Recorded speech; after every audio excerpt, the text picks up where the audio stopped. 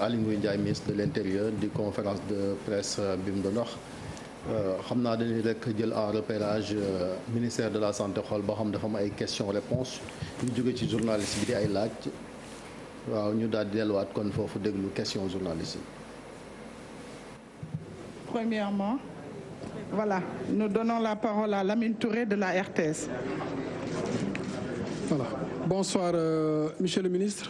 Moi, j'ai 3 questions à vous soumettre par rapport à cette dynamique nationale de lutte contre la Covid-19. Vous l'avez dit tout à l'heure, le Sénégal a cartographié de façon scientifique véritablement les zones où cette maladie est encore plus significative, c'est-à-dire la région de Dakar, Diourbel, Thiès et Ziguinchor. Par rapport à ce qui se passe dans certaines zones qui sont touchées par cette maladie à l'international, on est arrivé à des mesures drastiques de confinement ou de mise en quarantaine. Alors je voudrais savoir, est-ce que le Sénégal, on va arriver, si la tendance se poursuit, véritablement à ces mesures de mise en quarantaine de ces zones-là? La deuxième question est relative à l'approche communautaire, véritablement dans la lutte contre la Covid-19. Et le président de la République, hier, a beaucoup insisté sur l'apport de la jeunesse par rapport à cette dynamique. Aujourd'hui, vous l'avez dit dans votre déclaration, que cette jeunesse est grandement touchée par cette maladie. Est-ce qu'il ne faudrait-il pas, à ce niveau, changer de paradigme? La troisième question, c'est par rapport, Monsieur le ministre, à cette lutte contre la Covid-19. Nous sommes à 6 mois. Est-ce qu'à votre niveau, vous avez évalué véritablement, sur le plan sécuritaire, les dispositions de lutte contre cette maladie? Merci. Merci beaucoup. Comme vous l'avez si bien dit, les 4 régions les plus touchées qui concentrent 94 ou 95% des malades, c'est Dakar, Thiès, Diourbel et Ziguinchor. Mais également, nous devons quand même vous dire aussi, en mettant juste les chiffres en face, parce que c'est aussi important. Si vous regardez ce tableau, il montre comment la maladie évolue chaque mois. Je pense que c'est assez clair que la maladie a beaucoup évolué au mois de mai 2020. Beaucoup, en termes de pourcentage. Si vous regardez, nous sommes passés de 757 malades au mois d'avril à 2737 malades au mois de mai. Mais depuis lors, nous avons certes une évolution, mais quand même, l'évolution n'est pas, disons, aussi extraordinaire. Entre mai et juin, nous sommes passés de 2700 à 3171. Et entre mai, juin et juillet, nous sommes passés de 3171 à 3356. Il y a certes évolution, mais je pense que le taux n'est pas le même que celui qu'on a connu au tout début, entre mars-avril et entre avril et mai. Donc, le président l'a dit hier dans son discours. Nous invitons tout le monde à la responsabilité. C'est juste un sacrifice que nous demandons à tout le monde pendant 2 à 3 semaines. Normalement, si les mesures barrières sont respectées scrupuleusement dans la région de Dakar, peut-être qu'au bout de 3 semaines, nous devons avoir les chiffres que nous sommes en train de connaître pour Dakar, les connaître, pour les autres régions, les connaître pour Dakar, et ceci devrait nous faciliter tous la tâche. Donc, je pense que si chacun s'y met, on ne va pas vers une quarantaine ou bien vers un reconfinement. Parce que quand même, le Sénégal n'est pas les autres pays. Nous n'avons pas les mêmes conditions. C'est difficile dans un pays où plus de 90% de l'activité, c'est de l'informel, de continuer à confiner les gens. D'autant plus que le président a dit qu'il faut que les activités continuent. La jeunesse, c'est vrai, vous l'avez dit, elle fait partie des personnes ciblées. Au départ, on se disait que les jeunes ne sont pas concernés. Effectivement, ils le sont. Mais le ministre de la Santé a entamé ces derniers temps une très bonne opération avec plus de 10 000 jeunes qui sont en train de sillonner toutes les communes. Je pense d'ailleurs aujourd'hui c'est cette opération qu'il faut prolonger dans les autres parties du pays où les gens sont encore pratiquement à un niveau de prévention parce qu'il n'y a pas beaucoup de malades ou bien il y a beaucoup de guéris. Les jeunes ont un apport, il faut qu'on continue à les responsabiliser pour qu'ils puissent. C'est ça le sens du message du chef de l'État d'hier, c'est ça également le sens de ce message qu'on est en train de donner. Vous avez posé, oui, les forces de l'ordre, je pense que aujourd'hui, je n'étais pas venu avec les chiffres des forces de l'ordre, je pense qu'on les avait oubliés lorsqu'on avait fini d'arrêter l'état d'urgence. Ils avaient fait beaucoup d'interpellations, tout le monde les avait vus présents sur le terrain. Au départ, ça avait suscité beaucoup de difficultés, mais je pense que nous sommes tous d'accord que les forces de l'ordre ont eu un comportement exemplaire pendant cette période, parce qu'il faut se le rappeler, les Sénégalais, pendant très longtemps, n'étaient plus habitués à un couvre-feu. Que les gens puissent en tout cas réussir ce couvre-feu, ça a été déjà quelque chose d'excellent que les forces de l'ordre ont eu à réussir. Mais on pourra peut-être être plus précis en vous donnant les chiffres. On avait aujourd'hui fait un focus sur les chiffres de la maladie plutôt que sur les chiffres de ce qu'on a réprimandé. Merci beaucoup, Monsieur le ministre. Donc, nous passons la parole à Monsieur Issa Tine, notre confrère du groupe Walfadjri. Issa. Voilà, bonsoir à tous. Bonsoir à Monsieur le ministre Aly Ngouille Ndiaye. J'ai deux questions à vous poser. Au début de la pandémie, l'État avait pris des mesures de restriction pour endiguer la propagation de la Covid-19. Quelques mois plus tard, il a levé ces mesures après quelques manifestations de certaines populations. Aujourd'hui, les cas communautaires augmentent, les cas de décès augmentent et aussi les cas graves. C'est quoi donc, Monsieur le ministre, la responsabilité de l'État du Sénégal et de son chef dans ce qui se passe dans ce pays? Une autre question également pour terminer. Quelle est cette vérité que vous semblez cacher aux Sénégalais, comme le dit souvent Serigne Babacar Sy Mansour? Je vous remercie. Donc, c'était là les questions de M. Issa Tine du groupe Walfadjri. Donc, on va enchaîner sur Pape Farah Gningue du groupe Futur Média avant de vous donner la parole, monsieur le ministre. Bonsoir, monsieur le ministre. Moi, j'ai une question. Est-ce que quand on circule dans la rue, est-ce qu'on est obligé de porter un masque? Et l'autre, donc, que signifie particulièrement dans la région de Dakar? Est-ce que dans les autres régions, on peut faire des manifestations? Merci à Monsieur Pape Farah Gningue. Une autre question, avant de vous laisser répondre, celle de Monsieur Pape Ibrahima Ndiaye du groupe e-Radio. Bonsoir à tous. Alors, Monsieur le ministre, j'ai une question qui concerne l'organisation des cérémonies de levée des corps. Beaucoup de Sénégalais y voient une démarche, disons, contradictoire, surtout quand il s'agit d'une personnalité qui est décédée. Qu'est-ce que l'État compte faire par rapport à cela? Et une autre question qui concerne l'état d'urgence. Est-ce que si la tendance se poursuit, on peut s'attendre à un retour de l'état d'urgence au Sénégal? Merci à tous. Donc, monsieur le ministre, vous avez la parole. Peut-être après, tout à l'heure, nous reviendrons pour 2 ou 3 autres confrères avant de clôturer cette conférence. Donc voilà, merci. Vous pouvez y aller. Merci beaucoup. Je commencerai par votre confrère de Walfadjri, je pense qu'il s'appelle Issa Tine, c'est ça? Bon, qui a posé des questions sur les mesures de restriction qu'on a eu à prendre. Les mesures de restriction, je pense qu'aujourd'hui, il faut être aveugle pour considérer qu'il n'y a pas de résultat. Parce que déjà, on part juste du principe que le virus ne circule pas seul, il est sur un vecteur. Donc, quand vous freinez le vecteur, naturellement, vous freinez la circulation de ce virus. On n'a pas besoin de faire Harvard pour le savoir. Donc, pendant longtemps, nous avons bloqué la circulation des personnes et par conséquent la circulation du virus hors de Dakar. Ce qui a justifié d'ailleurs que le virus ait été contenu carrément au niveau de la région de Dakar. C'est quand il y a eu peut-être certaines restrictions, que certaines levées de restrictions que ça a commencé. Je rappelle également que même pendant la période où on avait des restrictions, on avait permis des autorisations à certains. D'ailleurs, il a été prouvé que certaines personnes, c'est parce qu'ils ont eu des autorisations qu'ils ont amené la maladie. Donc vraiment, à ce niveau, je pense qu'on peut peut-être ne pas trop épiloguer là-dessus. Les résultats sont quand même assez probants quand nous regardons comment la maladie a évolué, parce que Dakar a été... parce que Dakar, c'est là où il y a l'aéroport. Au départ, c'est des cas que nous avons obtenus. Même si le premier cas a eu son foyer à Touba, il est d'abord descendu à l'aéroport de Dakar. Donc aujourd'hui, nous avons quand même des résultats intéressants à ce niveau. Il y a certaines populations qui ont manifesté, mais vous savez, quand on gère un État, on tient compte également de beaucoup de facteurs. Nous avons déjà, au début de la pandémie, si vous vous rappelez, ça a coïncidé avec des événements religieux importants. Nous avons l'appel de l'Aïen, nous avions Médina Gounass, nous avions également le Kazu Rajab.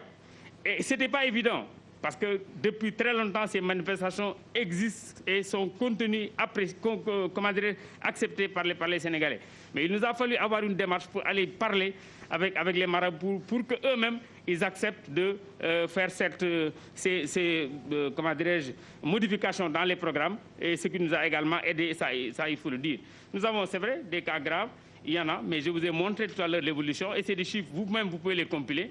Si vous voyez très bien, vous regardez qu'il y a encore la maladie, mais l'évolution n'est pas au même rythme qu'il était entre avril et mai et entre mars et avril. Donc ça également, c'est des réalités, c'est des choses que vous pouvez vous-même compiler tous les jours.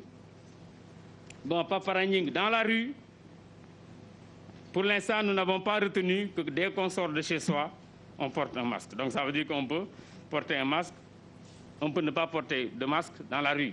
Certains même sont en train de dire est-ce que c'est efficace de porter un masque quand on fait du sport, quand on circule seul. Je pense que les médecins ont des avis peut-être tranchés. Mais en tout cas, la décision qui est prise, ce n'est pas de dire aux gens de porter les masques dès qu'ils sortent. Mais par contre, dès qu'ils vont dans les lieux de rencontre, on nous demande de porter les masques. Parce que vous pouvez aller seul, vous ne dérangez personne. Mais quand vous êtes dans une boutique où il y a du monde, quand vous êtes dans un magasin où il y a du monde, quand vous êtes dans un marché où il y a du monde, quand vous êtes dans un camion de transport, on vous demande de porter le masque. Donc, là, c'est important. C'est vrai, il parle de manifestations dans Dakar. Comme j'ai dit, c'est vrai, si vous regardez les 9 régions, c'est à peine 5%. Tous les jours, on voit les chiffres donnés par le ministre de la Santé. Des fois, vous voyez toute une région, c'est 1 cas ou bien 0 cas. Il y a beaucoup de régions où il n'y a pas 0 cas. Je pense qu'il faut quand même, de façon objective, regarder les chiffres et prendre des précautions. Je pense qu'aujourd'hui, le principal problème, c'est Dakar.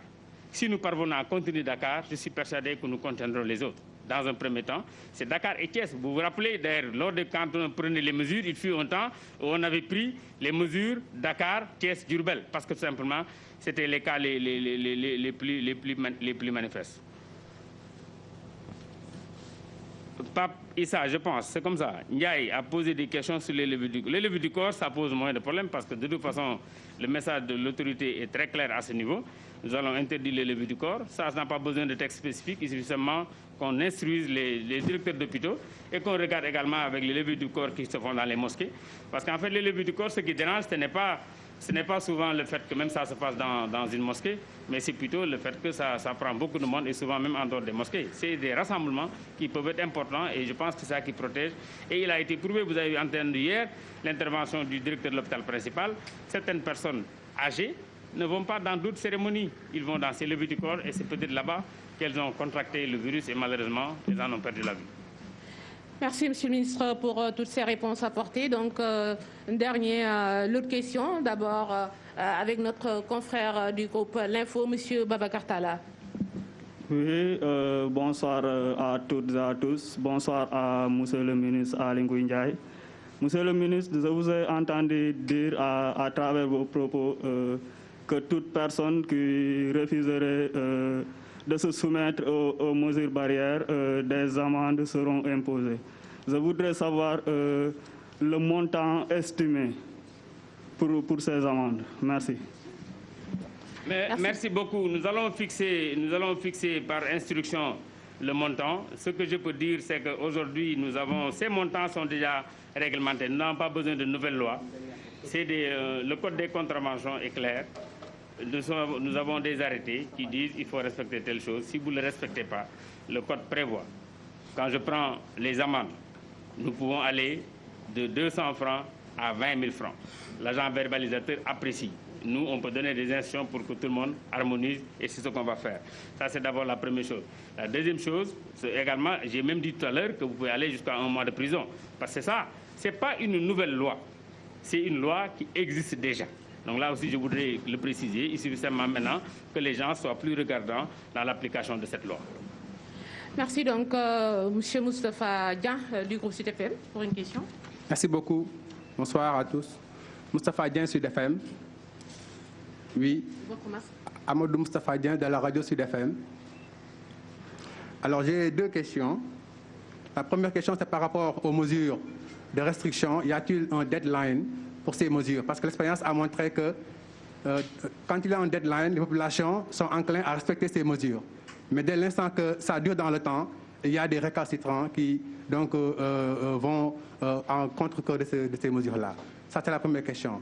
Et aussi, on va vers un événement religieux important, le Magal de Touba. Est-ce que justement donc ça concerne ces mesures-là? Dernière question par rapport à la question de mon confrère. Y a-t-il des vérités qui seraient tues, qui seraient secrètes, qui ne seraient pas dites aux populations par rapport à la maladie? Merci. Donc, on poursuit avec Jo Maron de la RFM, ensuite Françoise, avant de vous laisser boucler, Monsieur le ministre. Voilà, je vous remercie, Monsieur le ministre. J'ai une question. C'est-à-dire, l'expérience nous a montré qu'avec les mesures qui ont été prises, il y avait la pression de la rue donc vous étiez obligé d'ouvrir un peu les lieux de culte, entre autres. Est-ce que cette fois-ci aussi, vous n'allez pas faire la même chose? Est-ce que le bâton, vraiment, c'est le remède pour régler le problème, si on sait que déjà dans le passé, il y avait la pression et l'État a reculé? Merci, Jo. Dakaractu avant... Voilà, merci beaucoup. C'est Elhadj Moussa Bey de Dakaractu. Voilà, monsieur le ministre, j'avais juste une question. Vous avez dit que les forces de défense et de sécurité vont intervenir quand même pour faire respecter donc les mesures barrières. J'aimerais juste savoir le nombre d'agents qu'on peut s'attendre, donc qui peuvent déployer sur le terrain. Merci, monsieur. Madame Françoise Seck de la RTS, avant de vous laisser boucler, de résumer tout cela en quelques minutes en wolof. Merci. Voilà, merci Monsieur le ministre. J'ai une question de Demba Malick Mbodj de la radio RTS. Étant donné que le port du masque est obligatoire, pourquoi ne pas distribuer gratuitement ou à défaut le subventionner dans certains pays? Merci. Merci beaucoup. Pour les mesures arrêtées, déjà, je peux préciser que l'arrêté sur le port de masque qui a été pris le 10 juillet, on lui avait donné un délai de 3 mois, mais toujours est-il que c'est un arrêté qu'on peut toujours renouveler. Mais pour l'instant, nous ne maîtrisons pas encore l'évolution de la maladie, qu'on mette dans un délai ou qu'on ne le mette pas. Si on le met et que également à l'arrivée du délai, c'est pas arrêté, on les reprend. Même si c'était des décrets, on les renouvelle tout simplement. Donc à ce niveau, je ne pense pas que ça pose problème. Mais le nouvel arrêté qu'on va prendre maintenant pour l'interdiction des rassemblements, l'interdiction donc des manifestations sur la voie publique de façon systématique dans la région de Dakar, dans les autres régions, comme c'est permis d'ailleurs par la réglementation qui est en vigueur, les gouverneurs et les préfets vont apprécier. Mais ce que je peux dire déjà, c'est que pour cet arrêté qu'on va signer concernant les rassemblements, on va le faire sur 1 mois. J'ai dit tout à l'heure, nous souhaitons qu'au bout de 3 semaines, 2 semaines à 3 semaines, si chacun respecte les dispositions à Dakar, on doit voir un peu les résultats. Donc on va faire un arrêté dans un premier temps pour 1 mois, peut-être le renouveler s'il n'y a pas de résultats, ou carrément revenir dessus si les résultats sont probants. Là c'est important. Donc ça c'est une question de Amadou Moustapha Dieng. Alors, concernant également le Magal de Touba, vous en avez parlé. Dans les 3 mois à venir, nous avons le Magal de Touba, qui concerne spécifiquement Touba. Nous avons également le Gamou, qui va venir pratiquement 1 mois après, qui concerne pratiquement l'étendue du territoire. Mais dans la démarche que nous avons entamée et qui est encore d'actualité, c'est que les marabouts ont été toujours associés à toutes ces démarches du président de la République, de nous-mêmes, parce que nous savons également le rôle qu'ils jouent pour la stabilité de ce pays. Je vais quand même en profiter d'ailleurs pour cette question pour saluer très sincèrement la démarche du Khalife général des Tidjanes et du Khalife général des Mourides. Aujourd'hui, lorsqu'on a mis les masques, personne ne pensait que ces autorités elles-mêmes allaient accepter de faire cela. Le Khalife général des Tidjanes récemment a été bloqué au niveau d'une levée du corps parce que tout simplement il avait un masque et les gendarmes ne le reconnaissaient pas. C'est quelque chose qu'il faut saluer. Le faisant, c'est une leçon. Le Khalife général des Mourides a fait la même chose. Lors de la prière de Tabaski, il est parti avec le masque et depuis lors, il le met à chaque fois. Lui-même, il m'a dit, c'est une leçon qu'on est en train de donner aux gens pour que les gens sachent que la maladie est là. Et que la maladie, il faut s'en protéger. Et il est d'accord, comme tout le monde, qu'aujourd'hui, le seul remède que nous avons tous, c'est pour le moment le masque qui est obligatoire. Donc, je pense que c'est des démarches qu'il faut continuer pour que, pour les prochains événements à venir, que des dispositions également peut-être similaires puissent être prises pour qu'on puisse éviter, en tout cas, la propagation de la maladie. Vous avez dit, par rapport aux lieux de culte. Les lieux de culte, c'est vrai, on les avait fermés. Comme j'ai dit, la maladie, nous apprenons beaucoup de choses. Je pense que si chacun d'entre nous se mettait à écrire ce qu'il a entendu de la maladie, chacun peut avoir un cahier dessus. Chaque jour, on évolue. Donc, dans un premier temps, la mesure qui a été prise, c'est de dire on ferme. Dans un deuxième temps, certains ont dit on peut aujourd'hui faire des espacements. Vous avez vu ce qui s'est passé à la Mecque. Pour la première fois, aujourd'hui, on peut faire la circumambulation autour de la Kaaba avec peu de personnes, distancées chacun. C'est peut-être des choses que les gens ont pensé pouvoir faire, après avoir fait des tests pourtant pour les gens qui font le pèlerinage. Les mêmes choses, on n'a pas imposé les tests pour aller à la mosquée, mais ceux qui y vont, on leur a dit amenez vos tapis. Ils ont accepté de le faire. Faites cette distanciation, ils ont accepté de le faire. Je pense que c'est une très bonne chose qu'il faut saluer parce que nous adaptons également les mesures que nous prenons à nos réalités.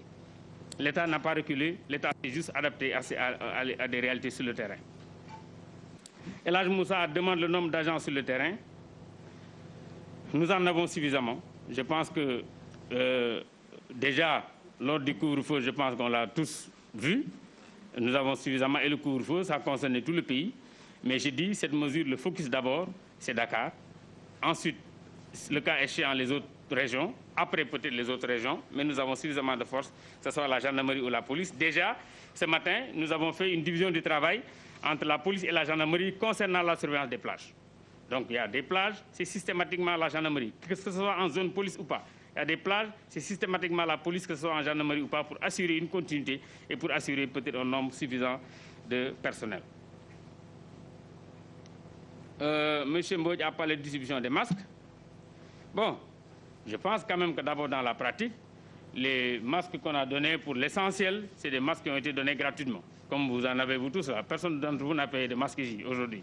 Parce qu'apparemment... Non, je parle des gens qui ont reçu des masques ici dans la salle. Les masques de Abdoulaye Diouf Sarr, tout le monde les reconnaît. Donc voilà, ça c'est d'abord la première chose. La deuxième chose, nous avons distribué beaucoup de masques. Moi-même, j'ai fait envoyer beaucoup de masques dans toutes les régions qui étaient principalement destinés aux lieux de culte. J'en ai donné également à l'administration. Le ministre de l'Industrie en a fait. Au moment où nous parlons, le ministre de la Santé a des millions de masques pour le service de santé. L'ADER, vous avez également vu, l'ADER aujourd'hui a des millions de masques et je sais que très prochainement, le président de la République va prendre des décisions fortes par rapport à ces masques pour le peuple sénégalais. Je pense qu'il y a des mesures importantes qui ont été prises. Vous avez vu, l'artisanat a eu à en produire. Il y en a beaucoup. Il y a des masques que les gens ont donnés gratuitement. Il y en a aujourd'hui qui se vendent sur le terrain. Mais je pense que très prochainement, le président va en parler et peut-être tout le monde sera au courant de la décision qui est prise par rapport à ces masques.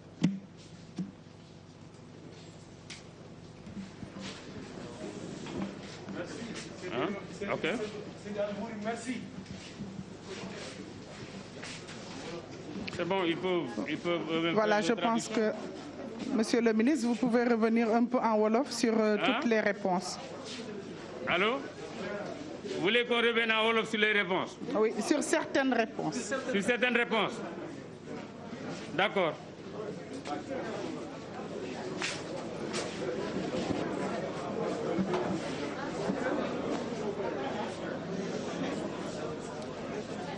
Ouais, déjà, ñu indi ay tontu ci yenn question yu ñu posé Lamine Touré daf ñu posé benn question parce que nee na ci Dakar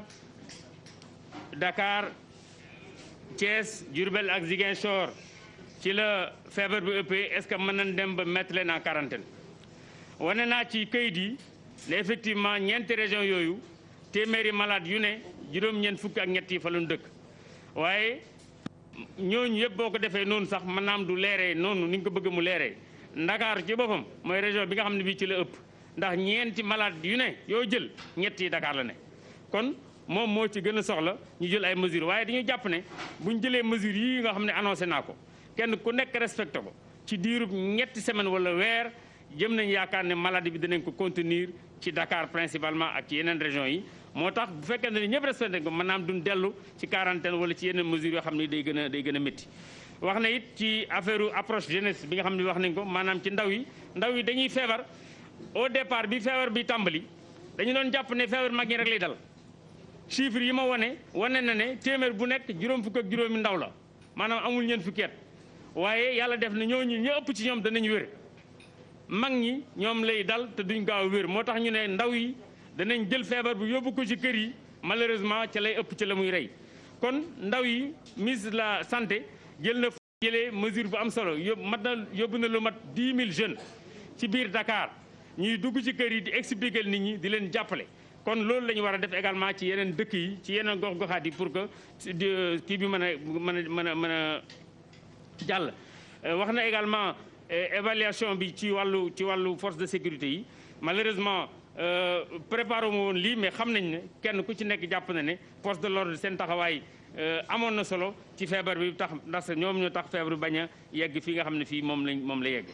Issa Tine wax na ci affaire mesure restrictive lan moo ciy responsabilité ñun ñëpp am nañ ci responsabilité naturellement président de la république mooy njiitu réew mi ñun ñim dégg banqaas yi am nañ ci responsabilité yéen ñi nga xam ne ñi yéen également yéen ay population yi am ngeen ci part de responsabilité ci li ñuy def parce que buñ la teree nga xam ne tere bi da nga ko war a def parce que boo ko defee mooy aar keneen da nga war a respecté parce que kenn ku ci nekk boo ko respecté woon mën naa am du ñu yegg si fii waaye du ñàkk am na ci ñoo xam ne ñi peut-être am na nu ñu exprimer seen mécontentement am na ajustement yoo xam ne def nañ ko ci waaye am nañ yaakaar ne nguur gi foofu moom la mu waroon def rek moom la def te yàlla dimbali nañ ci ba feebar bi suñ ko contenir toon ni ñu ko contenir tey kon du ñu wax ne ñetti malade yoo jël ñeent yoo jël ñett yaa ngi Dakar parce que kon dëkk bu ci nekk dana am feebar bu toll li waa Ndakaaru am.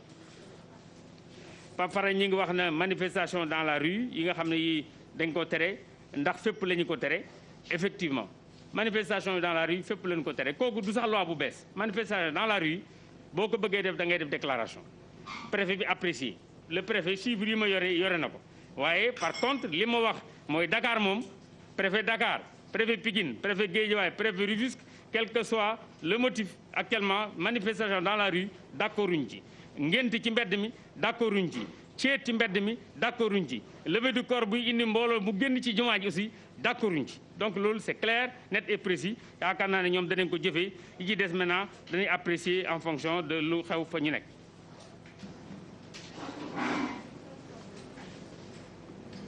Bon, je pense que tontuwaale naa ci levée du corps am na ko wax arrêté bi ñu waaj a jël ci ban durée lay am nee naa arrêté bi ñu njëkkoon jël ci port de masque moom dañ demee ba apprécier ne léegi jaratu ko ba danañ ko dindi mais pour l'instant jar na ko na kenn ku nekkoon ni takk masque am arrêté bi ñu war a jël comme dama ne nañ ñun ñëpp def effort bu ñu ko defee effort 3 semaines ba 1 mois mën naa am ñu gis résultat moo tax ñu ne nañ ko yemale weer bu weer dee ñu apprécier ndax Dakar wàññeeku na wala déet pour ñu mën a xool ndax dañuy continuer arrêté bi.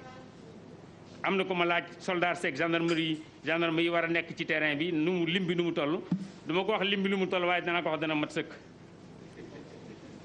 mat sëkk parce que yaakaar naa ne ku gis couvre-feu bi xam ne mataloon nañu sëkk donc loolu la ñuy continuer waat rawatina nag bu ñu leen waxee ne li ci ëpp nañ ko concentré Dakar tey def naa réunion ak gendarmerie kilifa gi ak police kilifa gi d'accord nañ ci par exemple ci tefes gi am na partie boo xam ne bi police moo koy jël même bu nekkoon zone gendarmerie police moo koy jël am na partie boo xam ne bi même bu nekkee ci zone police gendarmerie moo koy yore pour ñu mën a am continuité ñoom déjà instruire na leen pour que kenn ku ci nekk def say moyens pour que ñu mën def li nga xam ne lii mooy marché yi également gendarmerie ak police kenn ku nekk sa zone de compétence dañ ci dugg nit ñi di takk masque yi ci lieu de commerce c'est également valable te dama ciy profiter également lancer un appel même délégué de quartier yi parce que peut-être que amul gendarmerie ak police ci quartier bu ci nekk waaye xew bu ci am bu ne délégué de quartier dana ko yëg te ñoom ci seen responsabilité dafa bokk ci lii ñuy def muy sàmm askan wi kon am na yaakaar ne bu ci dara xewee danañu war a mën a wax. dernière question François nee na affaire masque yi li ëpp ci masque yi ñu joxe gum ba léegi ni état joxe na ko man mi joxe naa ci ay masque ci jumaa yi ci ministre de l'industrie joxe na ay masque ci école yi xam ngeen école yi bu ngeen fàttalikoo bi ñuy reprendre noonu nañu wax mais xale yi amuñ benn problème ñëpp ngi def masque au delà des masques yi leen jox seen waajur jënd nañ ay masque donc loolu aussi kenn ku nekk ñun war na ko mën a def waaye xam naa ne président de la république dana amaat mesure yu am solo yi mu jëm ci masque yi bu ko ci tollee moom dana ko waxal boppam pour que nit ñi xam ne président au delà des efforts yi nga xam ne def nañ ko ba léegi ni jëm ci masque am na yeneen yoo xam ne yi prévoir na ko def te boobaa dana ko wax jërë ngeen jëf. Voilà, merci Monsieur le ministre de l'Intérieur, Monsieur Aly Ngouille Ndiaye, qui était en conférence de presse devant tous les journalistes. Il a répondu. ngir rek dellusiwaat kon ci tolluwaayu jàngoro ji ak matukaay yi nga xamante ni jël na ko ci am na ay dogal yoo xamante ni fàttali la laataa ñuy dem pour pas fara résumer ñu ko ñuy jox parole bi suñu gan Abdoulaye bëgg nañ analyser également muy ci fond bi ci forme bi ci ni ko ministre bi defee sànq. waaw je pense que li xëy na moom la ñu doon xaar aussi mais lu ci bari fàttali la fàttali la pour li nga xam ne nii moo fi waroon nekk te xëy na nit ñi.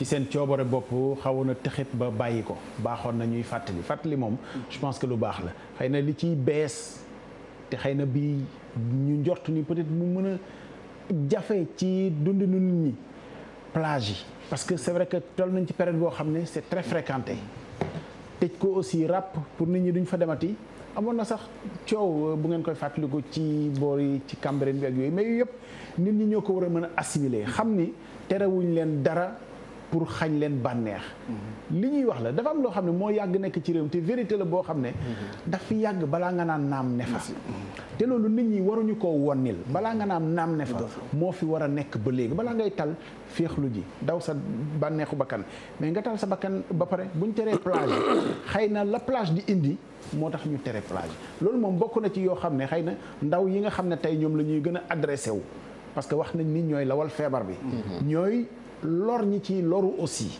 parce que ñoom bu deful dara ci ñoom mu ngi def dara ci ñi nga xam ne ni ñu ngi leen koy wàll ñoom ñoo war a bàyyi xel li ci des nag fàttali la ministre de l'Intérieur ci boppam wax na ni en temps normal sax manifestation ci mbedd moom lu normal waaw lu normalul donc dañuy fexe aussi bu ñu jógee ci nii lépp loo xam ne lu normalul buñ ci am sax ay xarme xam nga dafa am réew moo xam ne ñu wax ko rek bokkul ci point de presse ministre bi am na réew moo xam ne fii ci Afrique ñëpp gis nañu jéego yu mu def ci Covid bi pas par rapport ak sax yeneen mais Rwanda par exemple raw na réew yu bëri ci Covid bi ba gis nga bi Union européenne ubbee ñeenti réew yi Afrique la ubbil moom rek moo ci réew Afrique noire xam nga lu tax parce que ñoom dafa am situation bu mu leen fekk ci lu bari loo xam ne perte ñu ci temps ñoom ci yar nit ñi parce que ñëpp xam nañu ñoom discipliné nañ bon c'est vrai que dañ leen ko teg mais discipline amoon na fa perte ñu temps ci comme ñun ñu ne dinañuy tëj marché yi di raxas parce que seen marché yi set na ba pare donc jaruñu ciy perte temps gis nga ñun temps boobu bu ñu koy perte pour jubanti nit ñi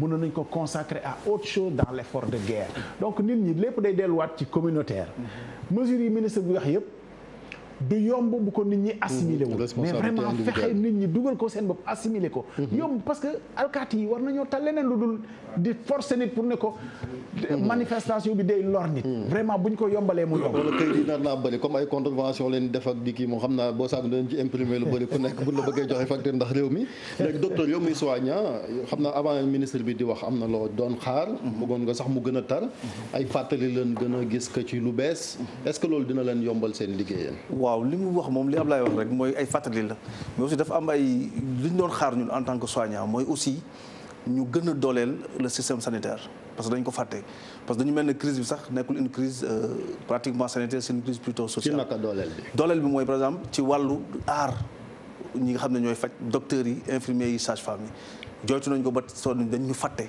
ci mesure de protection yi boo xoolee tey y a beaucoup de personnel de santé yoo xam ne dañ leen infecté loolu mooy personnel bi ñaareel bi aussi tamit ñu xaw a démocratiser tests yi parce que ñu ngi wax Dakar Thiès Diourbel Ziguinchor mais peut-être on a fait plus de tests dans ces régions que dans les autres régions dara leeruñu bu ñu demoon Koumpentoum def fa test yooyu xëy na dañ am chiffre Thiès yi wala chiffre yu Touba yi donc test yi aussi dafa war a accessible ñu démocratiser ko loolu tax mooy gën a mën tax ñu am jëlee ko ci ñaari laboratoire wala ñu yokk ci ñeneen non dañ parce que xamul li ñu xamul mooy ak IRSF rek ñoo fiy def ay loolu mooy problème parce que li ñu xamul mooy Sénégal am na 45 appareils yoo xam ne moom la ñuy wax les gènes experts yoo xam ne mën nañ def analyse bi c'est pas compliqué ñi ko mën a def ñi ngi fi am na appareil moom la ñuy wax gène expert am nañ ci 45 yoo xam ne pratiquement département yëpp am nañ ko mën nañ ko def suñu tàggatee ndaw yi fa nekkoon te du sax tàggat li ñu soxla mooy benn benn ruq boo xam ne dañ fa mën a def affaire yi nit ñi mën a accéder ci nag maanaam jëgli parce que fii jëgli aussi dafa cher xam nga 40 000 dafa 50 000 dañuy wax ne sax démocratiser nañ ko mais non tey boo demoon di ko def dañ est-ce que da ngay voyager ñi voyage lañ ko réserver donc ba léegi indi sa réservation da indi sa réservation de billet indi sa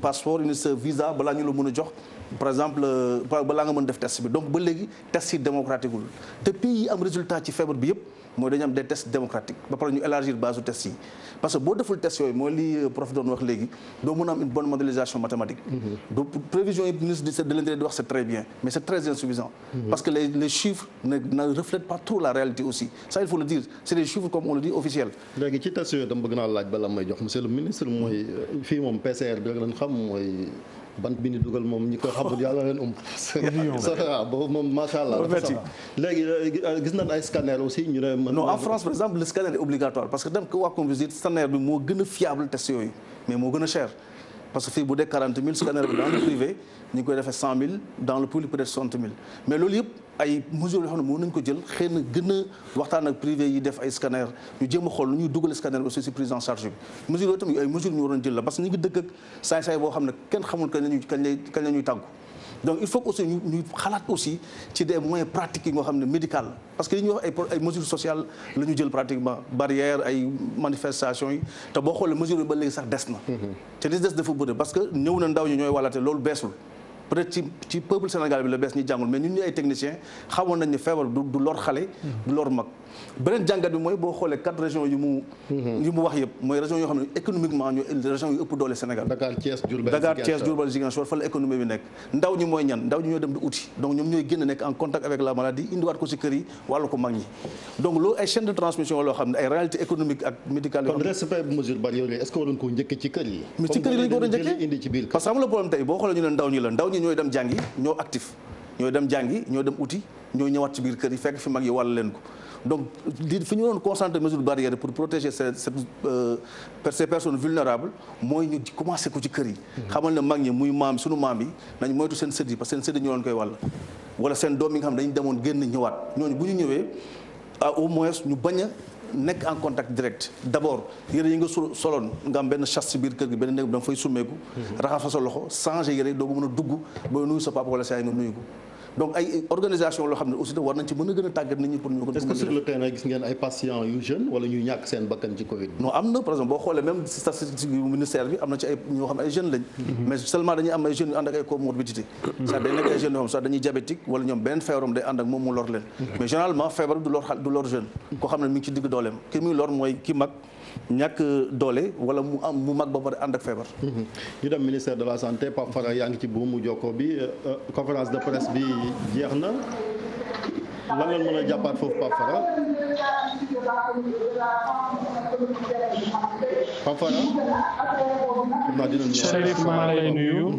di wax ne ministre Aly Ngouille Ndiaye dégg-dégg naa ne xul mais ministre Aly Ngouille Ndiaye dégg li nga xam ne moom la wax jamono ji bi mu ñëwee nag janook taskatu xibaar yëpp di ñëw fi la nga dem wax ci mesure barrière bu mu njëkkee loolu la njëkk a wax ndax gars yi respecté nañ distanciation yi mais nag fii mënta woon nekk ci loolu nag ci la ñëw daal di xayma li nga xam ne moom jot na fee am gannaaw xayma boobu nag ci la wax ñeenti ci région yi nga xam ne jàpp na ne jamono ji ñoom ñoo ëpp lii ci mbas mi Dakar nag daanaka moo jël raw gàdd gi Thiès topp ci Diourbel ak Ziguinchor moo tax nag mesures yi gën a forte ñu ngi ko jël nag ci région bu Dakar ndax nag tere nañ fi ay dajaloo ci wàllu plage bi bërëbu sport yi gars yi dem football léegi li nu mel ak place de spectacle yeeg yooyu yëpp waaye nag li nu mel ci diiru 1 mois kese lañ ko jël ngir mën a xool naka noonu sol masque ci bërëb yi nga xam ne dañ fay daje laaj nañ ko sax ndax ci mbedd mi boo génnee da ngaa war a sol masque wala déet mu ne boo génnee mun nga bañ a sol waaye boo duggee ci bërëb da ngay sol masque ndax nag li nu mel wax nañ gendarmerie ak police jamono ji ñu jël ci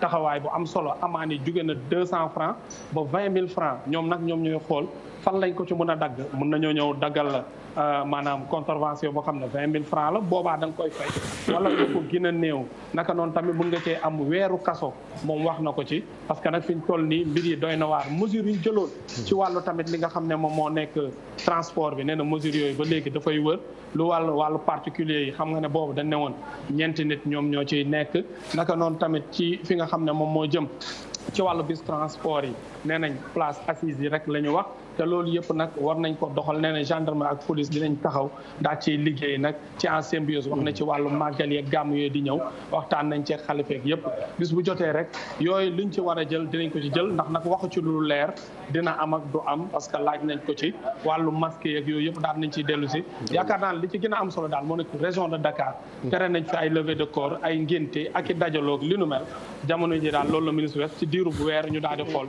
naka la ñuy def ndax dañuy wëyal bis bu wàccee nag ñu daal di gën a yolomal mais bu dee dafa gën a bëri dañuy gën a dëgëral li nga xam ne moo nekk mesure yi nee na dàq ko sax ba delluwaat ci état d'urgence ak yeneen yi ñu nekkoon Chérif. jërëjëf ñu sant ko gërëm ko moom Pape Fara Gningue nga xamante ni moom moo ñu teewaloon ca ministère de la santé di nga ci ñëwaat ci nam gën a yaatoo ci suñu édition ngoon yi monsieur le ministre El Hadj Kassé déglu nga Aly Ngouille Ndiaye li mu wax am na ci loo xam ne surtout cas région de Dakar parce que bi mu waxee ñeenti régions yi nga xamante ni fi la mbas mi gën a bëree dafa wax particulièrement à Dakar est-ce que loolu du un peu jaxase xel yi. Non merci je pense que àddina ci tontu je pense que mesures yi bu waxee particulièrement à Dakar c'est que cas yi c'est surtout à Dakar ak Thiès Diourbel ak Ziguinchor mais mesures yi c'est partout y compris région yi nga xam ne mbas mi lawagu fa à un certain niveau mais je pense que mesures yi moom il faut les appliquer partout parce que fi nga xam ne mbas bi amagul il faut faire de la prévention n'est-ce pas il faut un endiguement continu pour que ñu stoppe mbir mi beneen bi mooy que si on a bien écouté je pense qu'il y a je peux pas parler d'étape nouvelle dans la lutte contre la Covid mais am na une réarticulation de la stratégie avec la jeunesse comme catégorie centrale boo xoolee maanaam ci discours bi dafa mel ni avant on parlait de façon générale toutes les catégories de la population jigéen mag ndaw voilà région yi ainsi de suite mais là dañu repréciser stratégie bi autour de la jeunesse maanaam jeunes yi ñoo nekk au centre de l'approche en tant que cible ñi nga xam ne le message leur est destiné parce que gis nañ ne ñoom ñooy vecteur ay vecteurs lañu virus bi parce que ñoo nekk ci plage ñoo nekk dans les parcours sportifs ñoo nekk dans les terrains sportifs de quartier de foot surtout ñoo nekk également dans certaines manifestations religieuses il y a plus de jeunes par exemple Magal Touba il y a plus de jeunes am na sax ñi nga xam ne dañuy dox ba Touba ainsi de suite dans les cérémonies religieuses non ils sont également dans les soirées privées amoon na fi pendant même la période d'urgence amoon na fi ay soirées privées ba léegi sax soirée ci Almadies voilà ci Almadies ba am ci ay drame mais également ñoom ñooy nekk dans waaw ci grand place dans les quartiers là tu vois le soir parce que dafa tàng ñoom ñooy nekk ci biti di ataaya wala di meew wala di waxtaan ainsi de suite donc ils sont dans des grandes places ci marché yi aussi c'est des jeunes commerçants ambulants n'est-ce pas donc c'est pourquoi yooyu yëpp c'est des lieux de propagation du virus c'est pourquoi je pense que c'est important ñu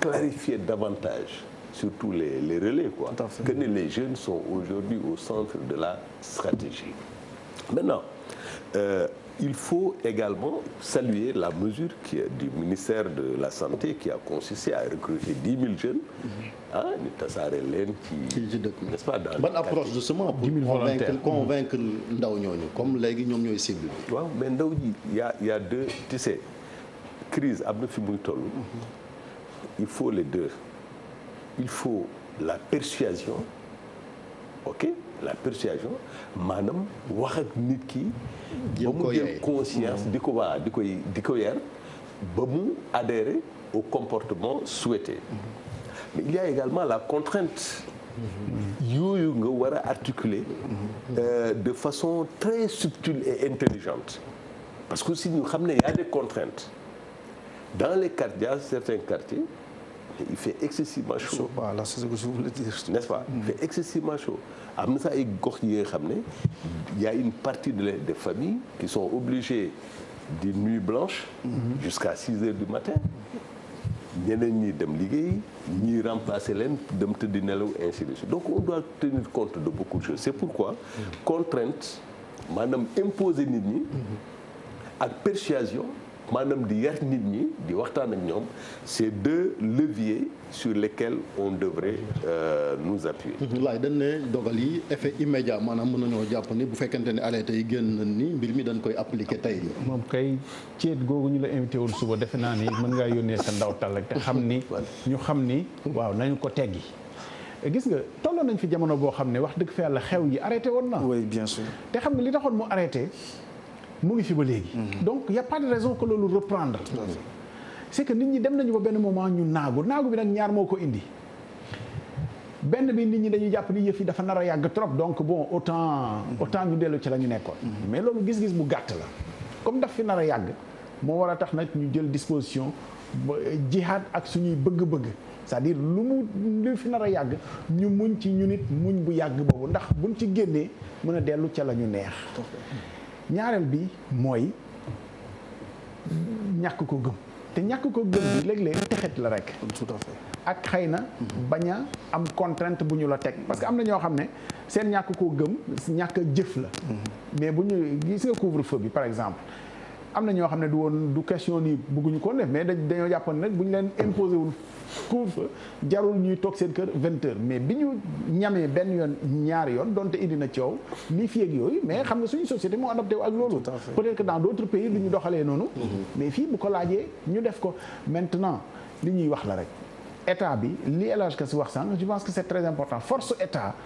mu ngi jóge ci nu ñu koy légitimer ñun ñi nga xam ne ñooy société bi c'est-à-dire bu ñu commencé défiance ci mesures yi ñu wax nii lu mel ni ki plage parce que plage yi dama ci taxaw c'est très important parce que aussi jeunes yi ñoo gën a ëpp xadar gën a mën a am défiance yooyu xam nga mag yi ñoom nekkuñu ci défiance ak lu mu mën di doon donc xëy na début bi mën na yomb sax ci ñoom ñaari fan gis nga bu ñu duggaatee ci tàngoor bi du xam nga tey xaw na féex mais bu tàngee gars yi ne dañuy dem plage mais da ngay xalaat ni boo demee plage la nga fay fekk mën na laa jural lu gën a tàng li nga xam ne nii moom ngay moom surtout mag ñin bàyyi ci perspective boobu surtout mag ñin bàyyi ci kër gi et que li nga wax noonu protection civile li ñu wane mooy ci période Covid bi cas de noyade yi sax ni mu jéggee dayo jéggeewu koon day en temps normal dinañ ci ñëwaat mais docteur am na loo xamante ni Pape Fara Gningue sax posé na ko le ministre de l'Intérieur ne kon ndax bu fekkente ne yow kese da ngay dox ci mbedd port de masque bi obligatoire bi déet ministre bi ne déedéet est-ce que loolu aussi du indi jiixi jaax waaw dina xaw indi jiixi jaax parce que virus bi nekkul rek fi nit ñi di dajee dafa nekk ci mbedd mi tey étude wane woon nañ ne virus bi bu nit tisoolee wala mu sëqat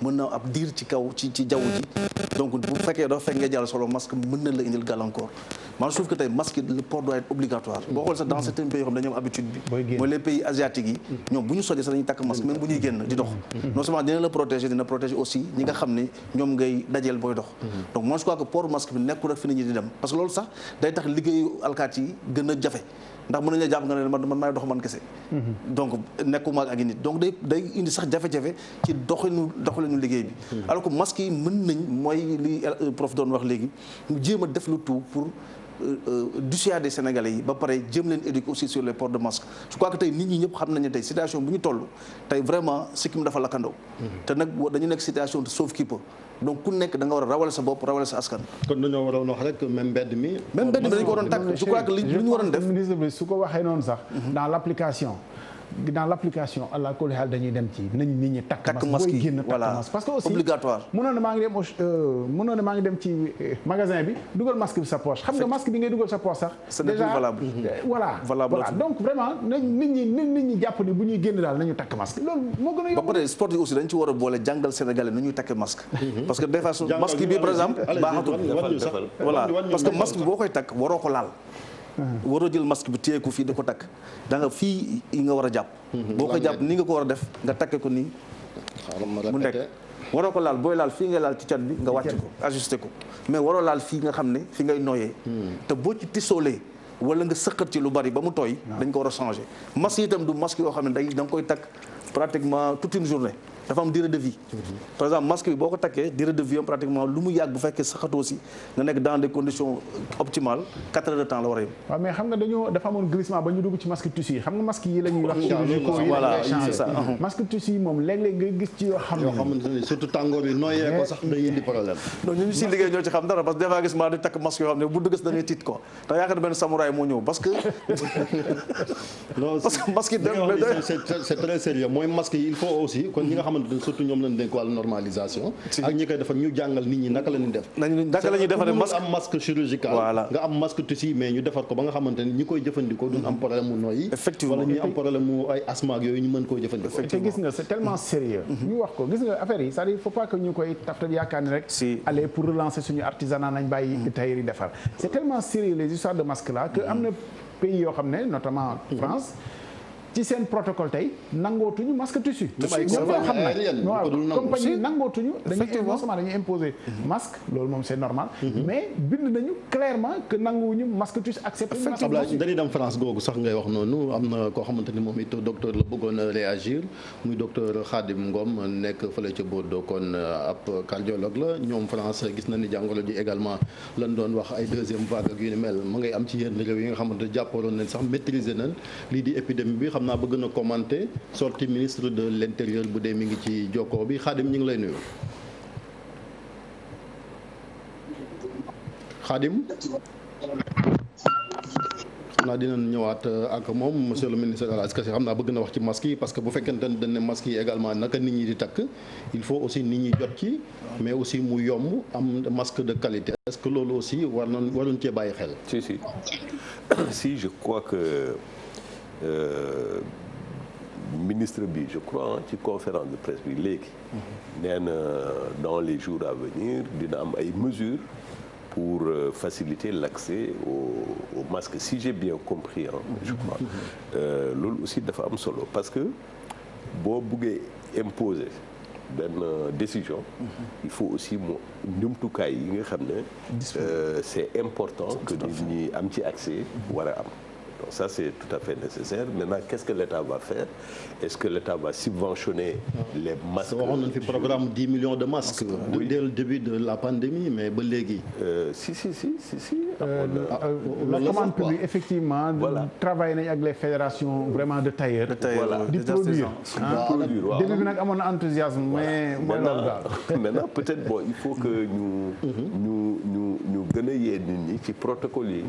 maanaam ban genre masque nga war a sol comme ñaata waxtu nga ko war a sol et puis surtout doo koy solee parce que aussi bon am na ñi nga xam ne dañuy dox ci mbedd mi am nañu masque de sikkim bi la ñuy masque sikkim bi la ñuy masque wax dëgg fa yàlla waaw si sikkim bi la ñuy masque wala ñu jël seen masque ñu ngi dox wala di waxtaan ainsi de suite di nga gis même ki sol masque buy waxtaan ak xaritam mu dindi masque bi ainsi de suite donc il y a de sérieux problèmes il faut que campagne éducation yi ministère bi association yi parti politique yi ñu xam ne aussi ça bon moi je suis politique comme dans yéen tiset yi ngeen daa séddale pendant la campagne ak casquette yi ngeen def ko ak masque parti politique principal rôle am c'est l'éducation à la citoyenneté pourquoi parce que parti boo gis sa objectif mooy la conquête du pouvoir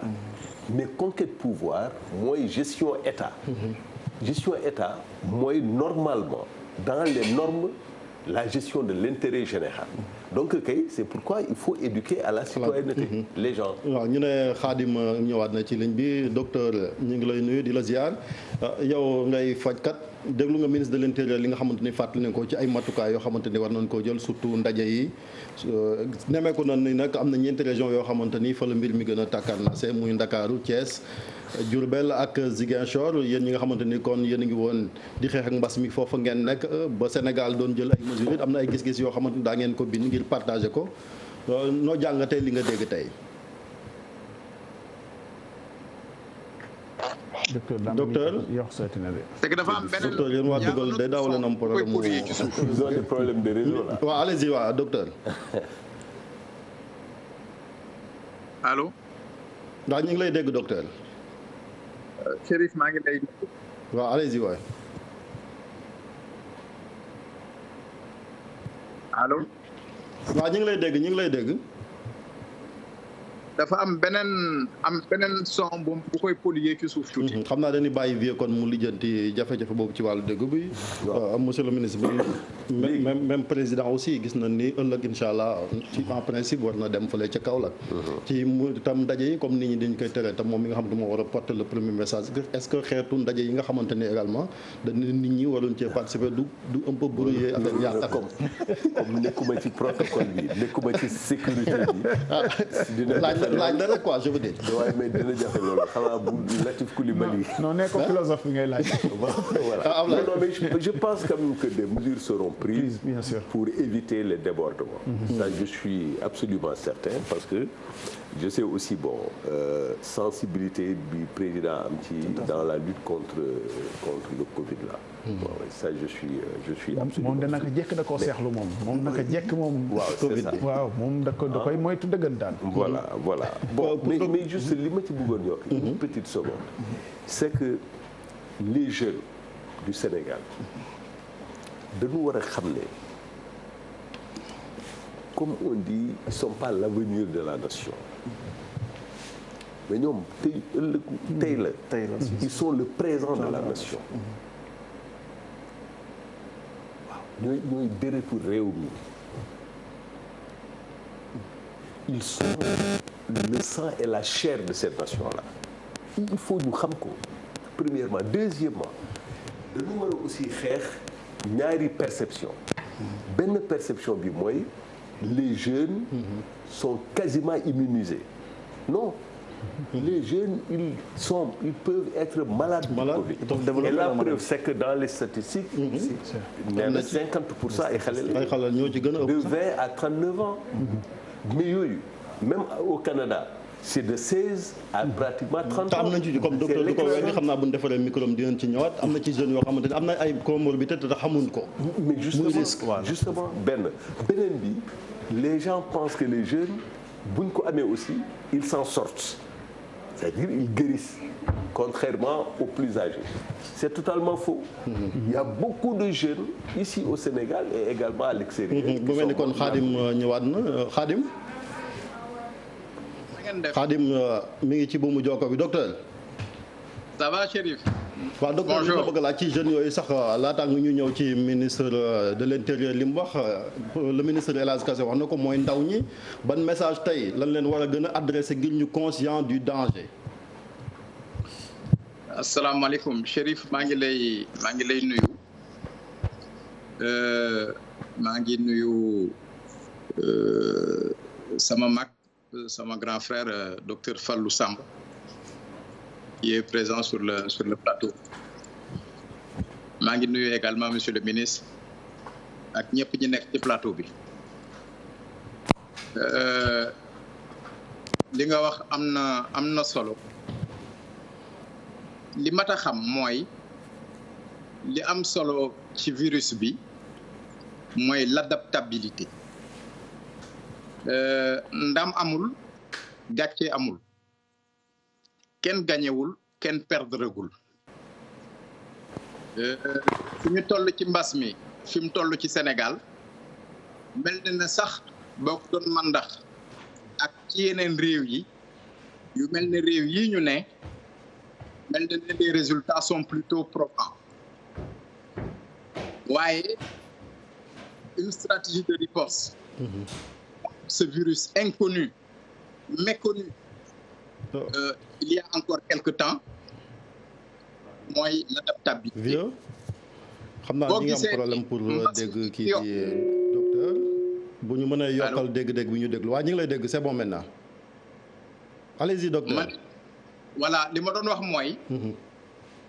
ndam amul gàcce amul doomu jàngoro bi du man du keneen ki nga xam ne am na ci xam-xam bu wér. ci ni muy demee ak ni mu war a demee moo tax ajustement stratégie loolu du Sénégal rek da fekk baax fépp foo dem ci réew yi en fonction ni feebar bi di évoluer dañuy laalaat curseur bi di xool ak di defar donc bu ministre bi tey sur instruction du président de la République mel na ne indi ay fàttaliwaat indiwaat ay mesures coercitives ci mesures barrières yi ak port de masque yi loolu c'est de bonne guerre waaye globalement fi ñu toll ci mbas mi par rapport ak yeneen réew yi mel na ne baax na waaye mën naa gën a yokk tiitaange gi nag mënut a ñàkk ndax faw ñu sensibiliser waaye fi ma bëgg a sensibiliser tuuti rek mooy loolu nga xam ne ñëpp xam nañ ko ce sont les gens, les jeunes qui transmettent la maladie et ce sont les plus âgés qui la font. Donc, ndaw ñi nañu moytu xam ne mag cim réew daa am solo ndax ce sont les dépositaires de la science et de l'histoire et de la connaissance. moo tax na ñëpp fagaruwaat xam ne ndaw yi suñu responsabilité la. ñu protéger suñu baay suñu nijaay yi ak suñu maam yi waaye lenn rek laa bëggoon a wax ci stratégie de riposte bi maanaam niñ ko teggee woon moo gaaw bu fekkoon am na une critique positive bu ma ci def mooy que doo jekki-jekki rek bàyyi lépp tëbandoo da ngay teggeendi ndax feebar bi kenn xamu ko faaw ngay naxante ak moom mesures yi ñu tegaat it buñ koy yokk wala buñ koy wàññi na nekk de façon graduelle. li ci des mooy. li Fallou wax bala te beneen journaliste bi wax ko. mooy bala nga naan naam ne fa. bala nga naan naam ne fa jooju nag ci personnel soignant bi la ëpp solo parce que doo dem guerre say soldat feebar du ñu mën a dem te buñ naan riposte sanitaire médecin moo tax infirmier moo tax aide soignant moo tax ASH moo tax ak ñiy garder hôpital beeg ñëpp moo tax faw il faut les protéger également. feebar bi li ci solo si bu demee ba yegg fenn fii mooy sauvetage mooy réanimation. loolu mooy le point li Fallou wax na dëgg wax nañ mesures sociales yi wax nañ barrières yi waaye sur le plan sanitaire pur dañoo war a wax feebar bi mu tàmbali léegi ñaata réanimateur d'abord la ñu am. ay lits de réanimation boo ko amee mu mat 1000 te amoo réanimateur yu ko mën a doxal mel na du am solo ñaata infirmier de réanimation yi nga xam ne ñoo ko am parce que un anesthésiste n'est pas un réanimateur. La réanimation est un métier à part entière. boo amul réanimateur bi doy nga dem ci chinois yi wala ci japonais yi wala feneen ñu abal la ay médecins d'abord ba amul ay médecins amoo ay infirmiers boo amul 2000 lits de réanimation du am njëriñ. ah oui. il faut faire le point d'abord sur les ressources humaines si naan li ngeen naan lits chauds yooyu dafa laaj ay jumtukaay. ay jumtukaay la laaj mais ginnaaw jumtukaay yi bi ci njëkk mooy nit ñi. ah oui nit ñi d'abord. oui man je suis cardiologue keneen c'est un infectiologue feebar bi du feebaru infectiologue du feebaru virologue ñoom ils sont dans les stratégies dans la compréhension avant muy chaud waaye buñ xasee ba yegg réanimation foofu infectiologue du fa dugg. ak néphrologue yeeg yooyu. léegi li ma la bëgg a laaj rek docteur bala ñu laa bàyyi yow nekkoon nga yaa ngi France foofu ngay fajee. gis na ni foofu presque réewu Europe yi benn moment sax presque ils ont frôlé le chaos pour dire. ndax dafa faatu ci ay nit bari nañ bëgg nañ également li ngeen dund yéen en tant que soignant ngeen partager ko su ko defee comme ndaw yi leen di wax ak encore une fois ñu conscient du danger li nga xamante ngeen ko ci bët di gis ay néew yoo xam dem nañ ba amudoon sax ci ay morgue yoo xamante ni dañ leen di denc te ñooñu bu dee jumtukaay ci wàllu wér-gu-yaram ñooñu ko ëppale foofu. waaw loolu nga wax dëgg la xam nga feebar bi mooy li ma lay wax du nombre de lits li am solo mooy flux de cas grave bi ñëw en fonction de nombre de lits yi nga am France Italie dañoo demoon ba seen ay nombre de lits flux bi yokk ba weesu ko France xaw nañ ko frôler Allemagne était plus préparée dans ce sens. yéen sax waa France da ngeen doon dem di yóbbu ay malades Allemagne. ah oui parce que la France au début de la pandémie n'avait que 5000 lits de réanimation waaye dañu yokk le nombre de lits. ci confinement bi lu mu lay jariñ confinement li mu lay jariñ mooy nga yomb sa nombre de masques sa nombre de tests yokk sa nombre de lits dagg yenn chaîne de transmission yi mais nit mënut a dëkk ci confinement ce n'est pas possible. France même bu pandémie bi ñëwaatoon tey dañuy def ay confinement ciblé mais kenn mënatul tëj réew mi rab faaw nit ñi dund faaw ñu lekk. jërëjëf. yaa ngi dégg. donc nombre de lits war nañ ko yokk. mais il doit y avoir benn relever tout le plateau technique. nombre de réanimateurs yi. yokku lii yokku respirateurs yi yokku masques yi loolu la confinement di jariñ. am na solo donc le bilan il est là. di fayal nit ñi hôtel ñu tëdd ñu confiné leen lu baax la waaye li yokk lépp solo. mooy nga yokk nombre de lits nan lañ koy yokkee. Fallou il est président de l'association des cliniques privées. da ngay y a des lits de soins intensifs dans les cliniques da nga leen di upgrader. yokk seen ay jumtukaay yi ñu ciy def ba nga xam ne. dinañ mën di recevoir malade yooyu. merci beaucoup donc il faut mettre à contribution la médecine privée. mettre à contribution toutes les forces vives de la nation. pour nga mën a taxaw jàmmarloo moom. ñu koy sant kon di ko gërëm moom docteur Khadim Ngom kon cardiologue la nekk fële ca Bordeaux ca France ci contribution bi jokkoo bi amoon jafe-jafe waaye li nga wax ni dafa am solo ba buñ teeloon a jokkoo ak yow incha allah dinañ ko partagé. ñi lay ñaanal jàmm di ko ñaanal doomu Sénégal yi nekk bitim réew nan laaj politicien bi parce que même lii muy wax nii dafa tombé sax ak sunu naataango Ali Bandel ñaa wax fii loo xamante ni ca Matam nga dëkk problème mu lii réanimation soo sax amu fa ba am na ay yëngu-yëngu yoo xamante ni waa Kër Docteur ñoo ko fa def mooy li mu wax mooy plateau technique bi c'est vrai que jàngoro ji kenn xamu ko wante tam bu fekkoon ñu am as néew dinañ ko au moins mën cee jàpp. waaw mais xam nga dëkk bi mu doon wax moo ñu ëpp moyen fuuf. D'autres pays également comme Italie, Espagne, même États-Unis, etc. C'est une maladie bi ni mu ñëwee la quoi, ça nous a tous surpris. Maintenant dañu nekk dans un contexte particulier où on doit faire face au virus, avoir des stratégies efficaces de lutte contre le virus. Mais relèvement plateau technique moom jarul xaal à pandémie. Non, si maa ngi ciy ñëw. moo tax ma ne on est dans un contexte particulier de lutte contre le virus et en même temps de construction, reconstruction de notre système de santé. Tu vois, c'est deux volets d'une même stratégie. 50 ans après les indépendances. Oui, mais ça peut être 70 ans. Voilà. Non, ça peut être 100 ans. France, la France n'est pas née hier.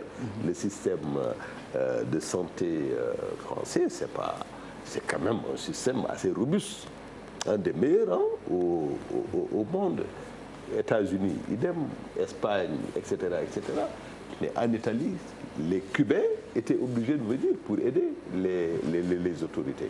Non pas parce que ils n'ont pas les moyens, mais c'est parce que ampleur surprise bi, c'était tel que ils étaient débordés. Et ça, c'est tout à fait normal.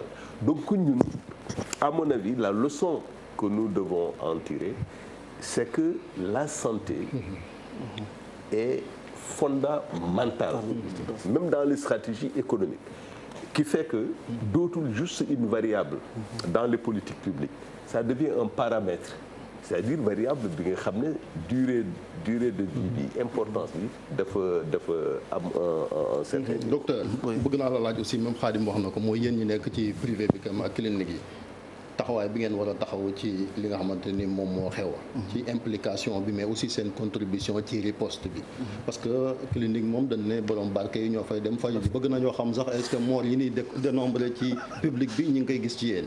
waaw d'abord féliciter di remercier aussi mon frère et ami docteur Khadim Ngom qui est un très grand médecin installé dans le sud de la France ku ñëpp xam vraiment muy bàyyi waaram aussi depuis que feebar bi commencé mi ngi def ay contributions yu am solo di yee aussi doomu aadama yi mais li nga wax noonu aussi moom laa wax ca njëlbéen ga parce que problème bi ñu am mooy début feebar bi mooy problème bi parce que dañu jël problème bi def ko un problème d'état téego état bi poñe feebar bi téego alors que aujourd'hui bu ñu ko teeloon bàyyi privé bi mënuñ ci dugal seen wàll parce que ñun gisuñ suñu bopp ci xeex bi kenn boolewuñ ci ñun nag ñoo dëggal suñu bopp nekk ay sénégalais investir suñu xaalis ñëw di participer à la lutte mais amul ci stratégie lutte bi yëpp amul fenn fu ñu boole privé yi temps yi lañ ko doog a commencé ñu jéem ba xam ne affaire bi doy na waar ñu ngi commencé nag di invité privé bi les associations de cliniques privées les syndicats yi pour di leen ci boole pharmaciens yi ak médecins yi alors que ci njëlbeen bu ñu ko defoon xëy na li ñu doon wax yóbbu ay nit ci ay hôtel du pour ay malades hôtel c'est pour ñu dallu la mais tey boo amee tey mën nañ jël tey capacité clinique privée yi parce que privé tey au Sénégal ñooy 43% de l'effectif ba pare c'est 80%. 16 milliards la dette mooy dette bi maanaam temps yi hôteliers yi li ñu doon laaj. voilà ci loolu rek 16 milliards te 16 milliards yooyu xajoon na ci. mais moom la docteur Khadim doon junj léegi tey 16 milliards yooyu moom nañu ko jël parce que ñun on travaille sous délégation de service public suñu sañ-sañ ci état moo ñu koy jox tey 16 milliards yooyu bu ñu ko dugaloon ci clinique privée yi bu ñu jógee ci feebar yu bëri dinañ ko mën dabb en matière d'équipement en matière surtout de mise à niveau du personnel de santé mais defuñu ko dañ ko jox ay hôteliers peut-être ñoom moom lobby bi gën a fort pour ñu mën lañ ko jox wala ko tey foofu boo xoolee sama 1000 milliards yi ñuy wax ñaata moo ci dugg ci santé bi alors qu'on vit une crise sanitaire grave boo xoolee li ci dugg ci santé bi je crois matul 25 milliards su ma juumul bon même le personnel de santé n'est pas trop intéressé par rapport aux autres dem nañ bay dégg sa ay fecckat yu ñuy indemniser ñuy bañ naan duñ jël 50 millions dañuy jël 50 millions alors que le personnel de santé est là le matériel il y a pas de lit chaud au Sénégal il y a moins de 50 lits chauds au Sénégal instant yi bu feebar bi gën a yokk problème la ñuy am te problème bi Khadim di wax léegi même bi problème bi yokkee ñu am ay lits chauds bu ñu amoon 100 lits chauds on a moins de 150 réanimateur au Sénégal li mu wax dëgg la anesthésiste réanimateur la ñuy wax au Sénégal mais anesthésie formation bi université xam ñuy spécialisé wu ci loolu étudiants yi mais xam nga njàng bi moo d'abord spécialisation bi moo njëkk a doy waar parce que tey nit ku jàng 7 ans médecine génn nga ne ko da ngay fay 500 000 francs CFA par mois pour ñu mën a jël nga def spécialisation mais ça pose un grand problème alors qu'aujourd'hui si on avait une politique qui est très bien coordonnée on pouvait ouvrir ces spécialisations de souveraineté parce que mooy li ministre wax léegi mbirum santé question de souveraineté la. mënoo wax sa économie bëgg naa xam aussi ci loolu parce que jeex na sax temps bi profilu quand même ñi nga xamante ni Covid bi laal na leen wax nañ jeunes yeeg yoon mais aussi profil bi c'est important nit ñi xam ko mais cas de décès yi aussi est-ce que yéen a koy noté ci. mais bien sûr il y a des décès c'est des chiffres c'est des chiffres officiels c'est des chiffres qui des décédés dans les hôpitaux mais nous dans les cliniques privées on dénombre des décès. liés au Covid. parce que ñun amuñu accès par exemple li gën a garaaw tey amul benn structure privée au Sénégal bu mu accès ci test yi. par exemple tey bu nit ñëwoon may sama clinique ne dafa ma suspecté Covid j'ai pas les moyens de lui demander un test mënu ko def donc li mu mën a def mooy am na barke mën na ko mën na ko demal def scanner et heureusement le scanner est beaucoup plus fiable que les tests de PCR. donc loolu la ñuy def fii Sénégal scanner. mais bien sûr am na fii foo dem ni ñu koy def ñun loolu la ñu mën def aujourd'hui tey pour contourner fi ñu tëj nga xam ne ñun bokkuñu ci leen tey amul benn privé au Sénégal bu mën a def benn test demande benn test Covid ñu defal ko amul. te pourtant on reçoit des Sénégalais et on reçoit pratiquement une bonne partie des Sénégalais. Monsieur le ministre va porter ce combat. Oui, non, mais je pense que tout le monde l'écoute. Hein. Ouais. Donc c'est ça le problème. Moi, je pense que tout le monde l'écoute. Moi, je pense que dans tous les acteurs doivent être impliqués. Il faut une approche. Il faut une approche inclusive. C'est ça. Malheureusement, émission bi jeex na. Juste il y a quelque chose qui fonde espoir. Li espoir mooy ñëpp d'accord doon buñ jógee ci lii foog ñu jàll ci leneen. c'est-à-dire suñu dundin foog mu soppeeku. te suñu dundin foog mu soppeeku mooy wér-gu-yaram bi war nañoo dépasser nit bu sojee sax bañ a wóolu système santé wu Sénégal bu ko barke maye mu dem parce que borom barke yi tey gis nañ ni jamono mën naa dox ba ñu tënku fi ba du ñu mën a dem sax jéggaani wér-gu-yaram bitim la donc borom barke yi comme ñoom ñoo yor daraja ji ñoom ñoo war a def aussi parce que ñoom ñoo yor puissance publique bi en général autorité personnalité yi donc loolu dina changer te d'ailleurs mooy premier axe programme de résilience économique et sociale xaw ma nag luñ ciy def mais yéene bu rafet la yéene la boo xam ne am na prospective parce que premier axe bi ñu ne wàllu santé la parce que ñu xalaat surtout financement bi naka la ñuy financer suñu système de santé waaw mais de toute façon am na les choses vont forcément changer mënatuñoo toll ci fi ñu tolloon c'est-à-dire bu ñu jógee ci lii yaakaar ni ëllëg mën nañoo bàyyi ñi nga xam ne am nañu moyen di demal seen bopp di faji seen bopp bitim réew ñeneen ñi nga xam ne amuñu di doy loolu li nga xam ni moo fi nekk ci système de te relevé wuñ système de santé ci noonu la ñuy dégg aussi perspective yi nga xam ne président annoncé na ko wala recruter 500 médecins 1000 personnels sanitaires ak yooyu yéene bi dañu ko mottali on va rester pour faire plaisir à quelqu'un qui est sur ce plateau là je ne sais pas c'est qui mais dans le penser agir. loolu philosophe moo ko moom ñu ngi leen di sant en tout cas di leen gërëm vraiment monsieur le ministre El Hadj Kassé écrivain la philosophe journaliste nekk conseiller président ci wàllu aada ak cosaan xam naa culture bi aussi beneen yoon incha allah di leen ko wax ak Covid bi docteur Fallou Samb également secrétaire général association clinique privée Abdoulaye borom point corona xam naa incha allah jeudi prochain nga jox la jeudi prochain ak info du matin docteur fàttali ñu rek lii di masque yi quand même moom la ñuy tëjee naka lañ koy takkee non masque yi moom suñ masque xam ni boo koy takk boo ñuy aar doo laal masque bi ci boppam mais lanière yi ngay laal yi nga xam ne moom ngay jël nii nii ma ko defee nga bañ a laal masque bi benn yoon parce que boo ko xasee laal masque bi daanaka amatul solo nga teg ko nii ba ajusté ko ba pare nga doon ko dugal booy laal fii ngay laal xëcc mu ajusté wu wala booy nga laal fii aussi mais digg masque bi waroo ko laal te masque bi dafa am durée de vie aussi mënoo ko takk rek da nga ci gis yu tilim yoo xam ne daanaka amatul benn njëriñ donc vraiment ñu jéem a jàngal nit ñi aussi ci information bi naka la ñuy takkee masque naka la ñuy comporté wu masque yi jërëjëf ñu bàyyi leen ak Kouthia Show mbokk yi